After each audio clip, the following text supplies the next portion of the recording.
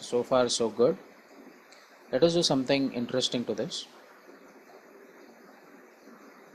Just edit this one. Just edit the script actually. And do some very small string operation to this. And I'll add as date time dot now.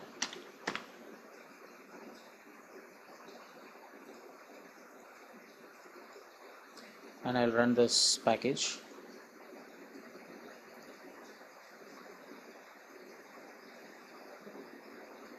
So here you can see the date time that is suffixed with each of the results.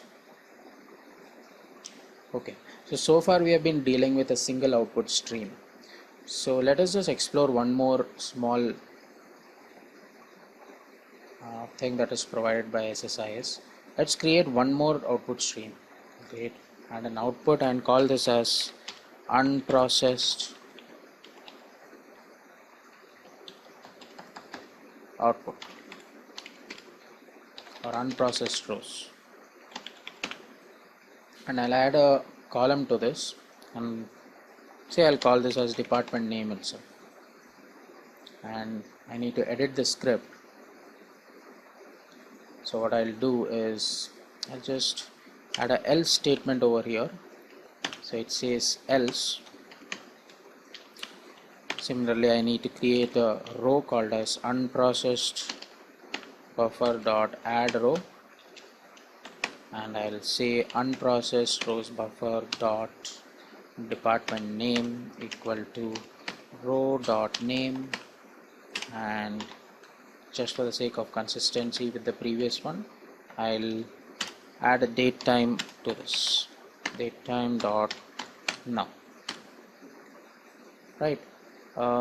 Looks like again I messed up with the data type. Let me just close this. Right.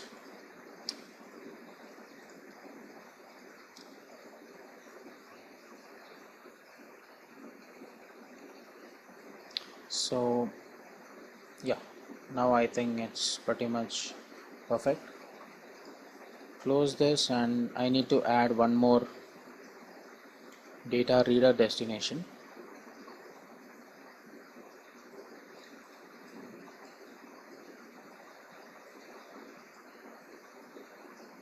And I'll connect this.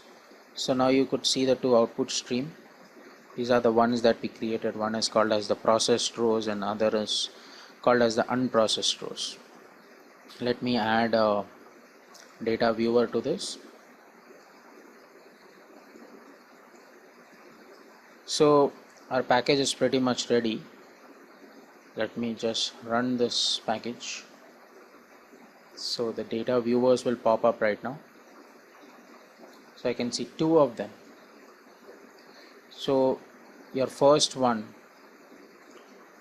things starting from finance to executive, are the ones that has a department ID greater than 10. So it comes in unprocessed rows, whereas the one with processed rows have the department names that have a department ID less than 10. So you could have a small summary over here, total rows, buffers 1, and so on and so forth.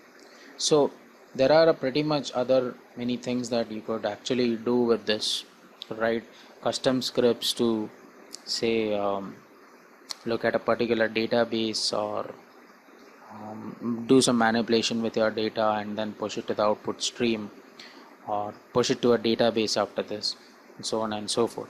So the scripting task basically gives you full flexibility to write your own code and customize your output accordingly. But it's a good practice to first look at the documentation and look at things that are actually provided by SSIS rather than reinventing the wheel.